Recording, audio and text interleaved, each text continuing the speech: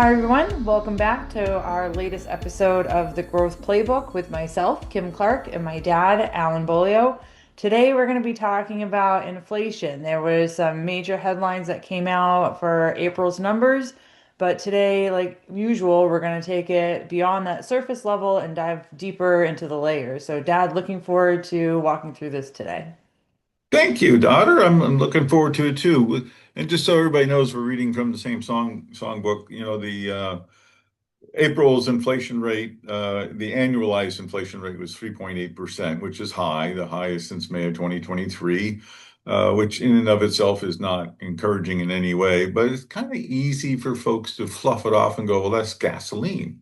And there are folks who are fluffing off gasoline like, well, it's just high gasoline prices. Nobody really pays attention. I beg to differ. A lot of people are paying attention, and a lot of people are unhappy about it, and it's showing up in ways that we'll get to in just a minute. But gasoline for the month was up 3.8%, but for the year, gasoline prices are up 17.9%. Most of that obviously coming from the war. Food is up for the year 3.2%, and that's where people live. That's important, like gasoline. There's that core inflation, which is 2.8%. That takes out energy and food, but the two things that people seem to need most are energy and food. So, but even then, shelter went up for the month of April by 0.6%, which doesn't sound like much, but you keep doing that, and it gets harder for people to make ends meet. And so it's easy to say inflation's up and go, that's painful for some, and others shrug it off. Um, it is a reality that some people can shrug it off, but for most people, that's not the case. And it's easy for people who live in nice houses and such to forget that there's larger part of the economy that in numbers, not in power, that this is having an impact. Uh, let's start first with the Fed. Warsh is coming in. He's now a governor, and he'll be of the Fed in the Fed, and he'll be the chairman soon. Uh, and he's been one that everybody's been counting on him cutting rates. Well, this guarantees, pretty much in my mind, guarantees he cannot cut rates. He can hold, and people are beginning to bet that he might actually have to raise rates, hike a rate hike because of this, or at least tighten on the money supply. Um, that can go above a lot of people's heads, but the tightening of the money supply means and I know Ryan loves this stuff, but the tightening of the money supply means there's less money out there for people to have in terms of you want to go to the bank, uh, you want to buy a car, you want to buy a house, whatever. There's less credit available because the Fed takes money out of the system, which banks have less money. And as there's less money and people coming, that's when rates go up, and it's a way to slow things down. As you slow things down, is to bring inflation down. Um, that's a good theory, and it does work, but it's painful in the process and doesn't do anything to help gasoline or oil prices. As long as the war goes on, and it's going to take a while, as we've discussed in past episodes, for that to happen. So we're stuck with this for a while. And Warsh is not going to be a magician who can all of a sudden make things better. So let's go a little below that. How's that? How's this all showing up is, I think, important. There are a couple of statistics that have come out that I think are worth noting that real wages, which means adjusted for inflation, have not kept up with inflation. Nominal wage growth since January of 2021, right after the whole COVID year. Uh, Nominal means not adjusted for inflation. Nominal wages went up 24.8%, while the CPI went up 25.7%. So since COVID, people who are, in the middle to lower have seen that their real wages have actually shrunk a little bit. So they're working hard, and they feel now for years they're not getting anywhere. 5 years of we're working hard here and nothing seems to be working. That's discouraging, and it is problematic. They might not even recognize that it's happening so much, but with the April numbers, what has happened is that lower income families no longer can pay their bills by the end of the month. They're running out of cash. And what little savings they have, they're dipping into it. And that means that they're spending less, right? That's Walmart's concerned about it, McDonald's is concerned about it. And those aren't just two stereotypical names I picked. They are concerned about it, and others are too. The overall trend in survey of economic uncertainty is at a 5-year high. People are unsettled. And the U.S. consumer sentiment figures at a record low. And the University of Michigan preliminary number for consumer spending is at the lowest since 1952. Oh, wow. So none of these are guarantees. You know, the one from Michigan gets talked about, but it can go down while retail sales go up and that sort of stuff. But all I'm trying to point to here is that there's a large segment of the economy that is feeling the impact of this.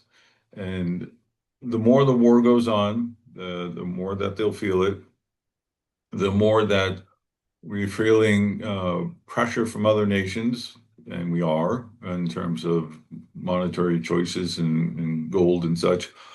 This will go on.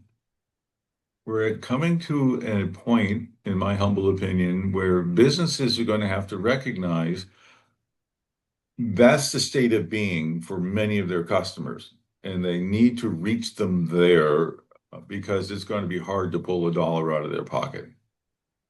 If you're selling Porsches to millionaires, this isn't your problem. You don't care. But most people don't sell Porsches to millionaires. They're dealing with people, and it's showing up in lots of different areas. Your clients, Kim, have to be very aware of, and we've talked about this, of who they're selling to. But even if it's not the ones who aren't having enough cash for the end of the month, go back to those uncertainty indexes, the political uncertainty, the consumer uncertainty. That's a state of of hesitation, if not fear, that can permeate businesses, even if they're not directly impacted. It's like, whoa, whoa. So your job is also, as a leader, is to lead through that so that your customers do not have that uncertainty and that you are not moving in a world of uncertainty so you can make the right decisions as you go forward. Multi-layered here. Um, People, a lot of people in tough shape because of this. It's going to stay that way for a while. A lot of people have been in tough shape for 5 years. Businesses have to figure out how to get past this. And some will and some won't. Uncertainty is the easiest thing for a leader to do is to be in the middle of the herd. You don't get chewed by the leopard if you're in the middle of the herd. Um, that's the safest place, but that's not called leadership. It's tough. So if I could wrap it up, the CPI figure high, dangerously so. It's above the upper band of what the Federal Reserve Board says is acceptable. It's going to be sticky. It's leading to some slowdown in the economy, slower rate of growth at the very least. And businesses have to figure out how they're going to handle this. Import prices are also going to be going up. And we're finding, you and I talked about rare earth, there's still rare earth things going on. We have all kinds of economic pressure being put on us as we go forward. I'm not coming to a happy ending on this, by the way. Well, we're nearing the Great Depression, Yeah, you know? yeah, yeah. We're cruising through 2026, almost halfway through it. So next sliding down into 2027, it's just these are all the signs that make sense for where we're headed. One of the things that jumps out at me is that I heard through there is I was looking at it in two separate lanes of two separate problems. You have the consumer, so the individual, the personal level, as cat at lane one, and then lane two, you have your clients who might be other businesses.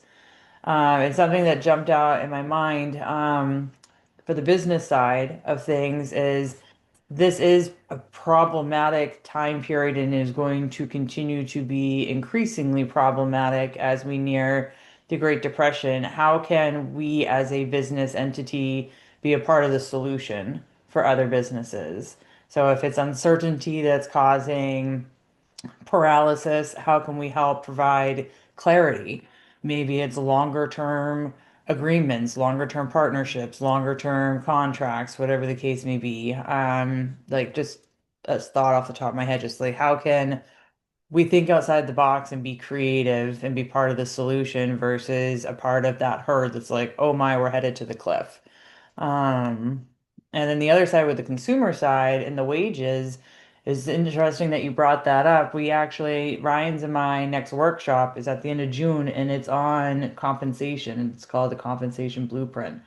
And we're walking through company-wide bonus pool type programs that are tied to ownership goals. So you don't sink the business, but you still motivate and appreciate company-wide. And then an executive team compensation structure and how those are all tied to business goals and all of that too. So my point there being that it doesn't have to be this sinking feeling of, well, I just can't keep up with inflation, so forget it, I'm not going to try.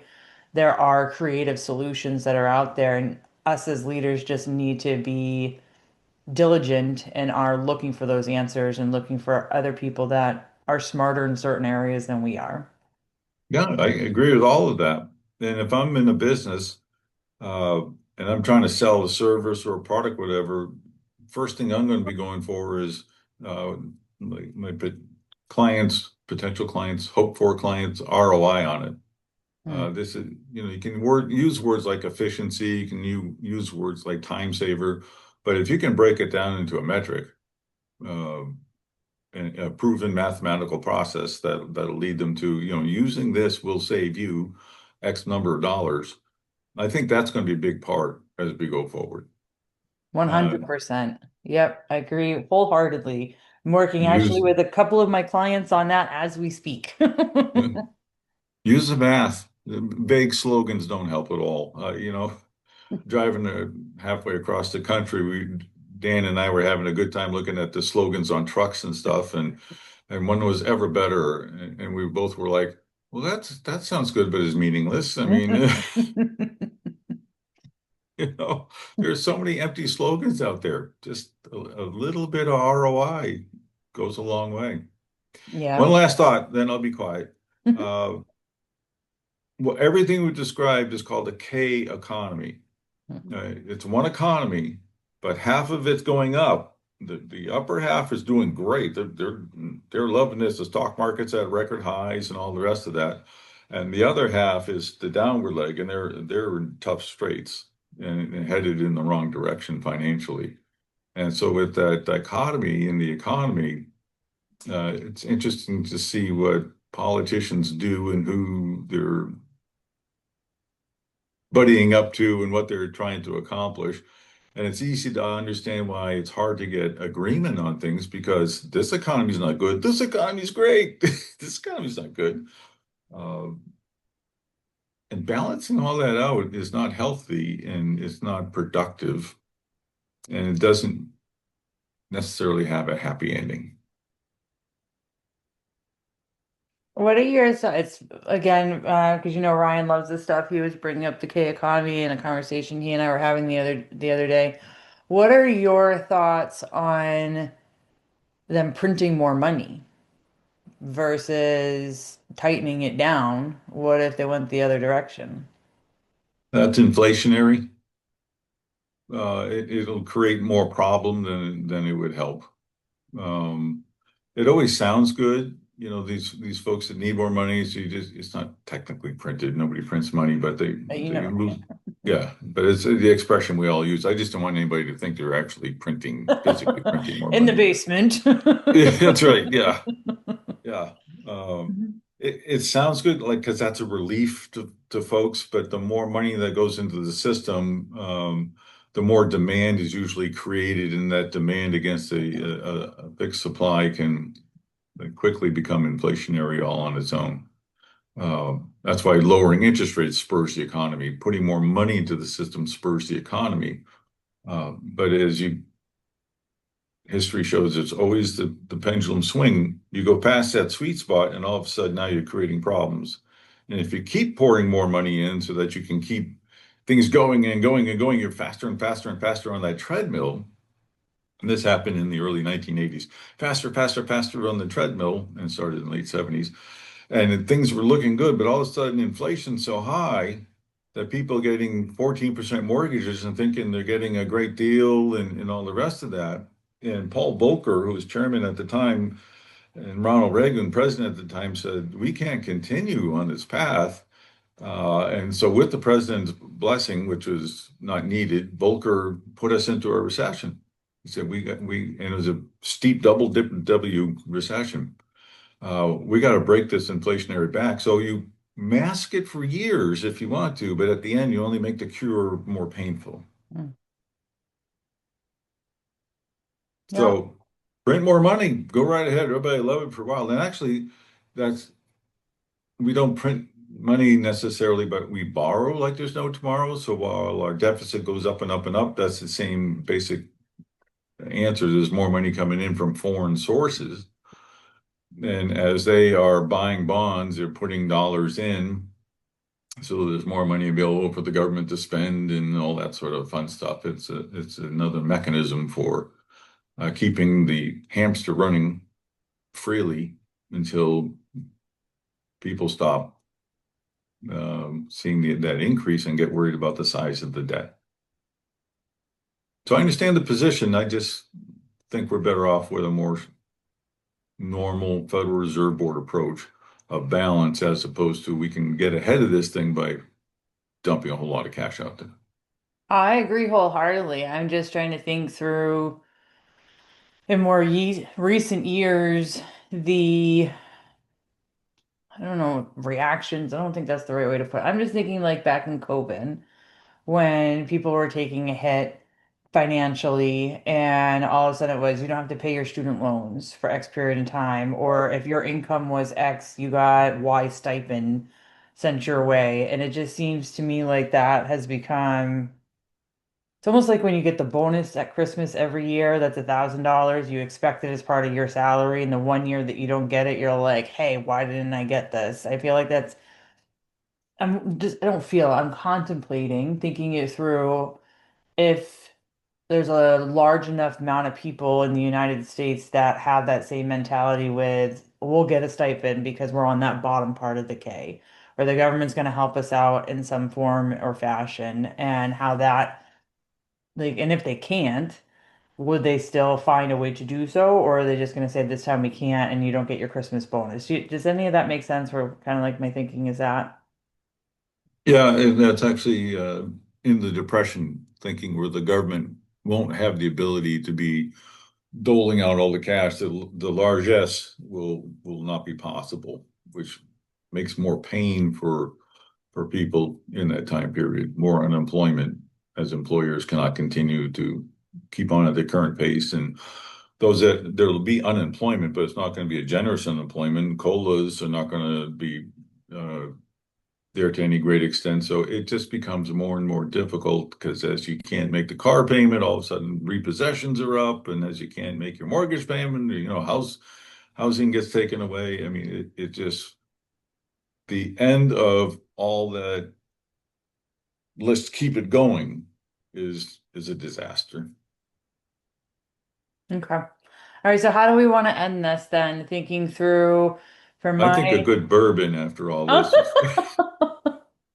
is Well, I always like to be innovative during times of challenge. So going back to maybe if your clients or other businesses, try to be a part of a solution, work with them, talk with them, make sure your relationships are strong, make sure your competitive advantages are clear.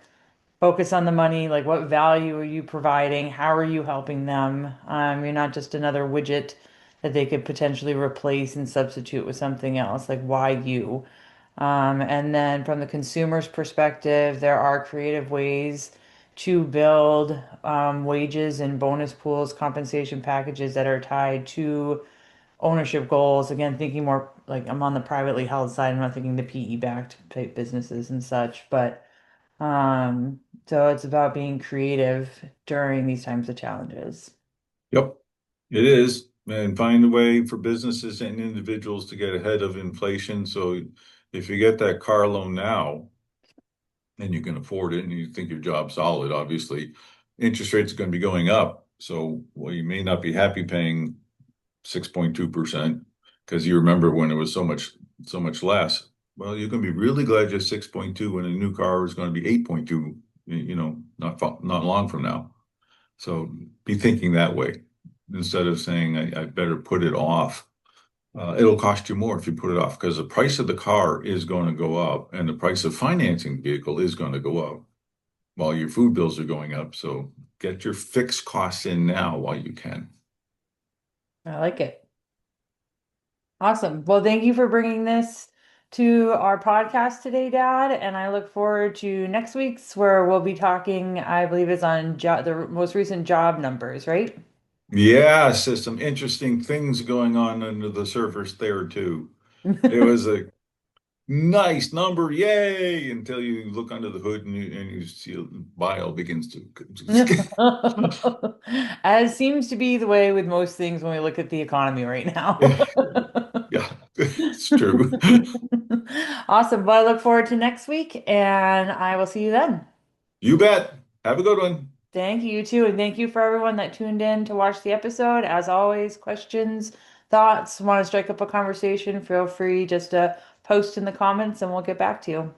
Have a great week.